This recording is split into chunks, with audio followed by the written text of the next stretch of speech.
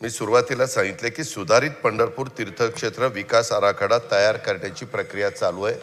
राज्याच्या विद्यमान मुख्यमंत्री महोदयांनी पण काही सूचना दिल्यात. मागे एकनाथराव शिंदे साहेब मुख्यमंत्री असताना त्यांनी काही सूचना दिल्यात. समाधान अवताडे साहेब तिथलं प्रतिनिधित्व करतात. इतर पण काही मान्यवरांचा नाही म्हटलं तर पांडुरंगाच्या दर्शनाच्या निमित्तानं संबंध येतो, वारकरी संप्रदायाचा येतो, अनेक सदस्यांचा येतो आणि त्याच्यामुळं हे प्रलंबित राहिलं हे गोष्ट आम्हाला मान्यच आहे. परंतु सुधारित आराखड्यामध्ये आता ह्या सगळ्या घरांचा आपण समावेश करतो 213 रहिवाशांचा. आणि अध्यक्ष महोदय, नुसता तो 213 रहिवाशांचा समावेश करत नाही, तिथं आपण 13 इमारती बांधतोय.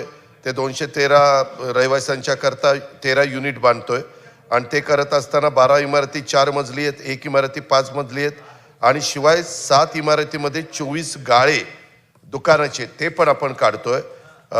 मी स्वतः पुन्हा आज किंवा उद्या कलेक्टरला सांगतो किंवा सुधारित पंढरपूर तीर्थक्षेत्र विकास आराखडा हा किती दिवसात त्या बाबतीमध्ये तयार होईल आणि तो त्याला बाकीचा वेळ लागत असला तर हा मुद्दा लवकर क्लिअर करून ह्याकरता निधीची पण कमतरता आम्ही वित्त विभाग कमी पडू देणार नाही आणि जितकं फास्ट करता येईल ते समाधान अवताडे सभागृह संपल्यानंतर तुम्ही माझ्याबरोबर चला, आपण लगेचच पण कलेक्टरला फोन लावू आणि नक्की महिन्यात 2 महिन्यात 3 महिन्यात जे काय असेल ते उत्तर मी तुम्हाला देतो.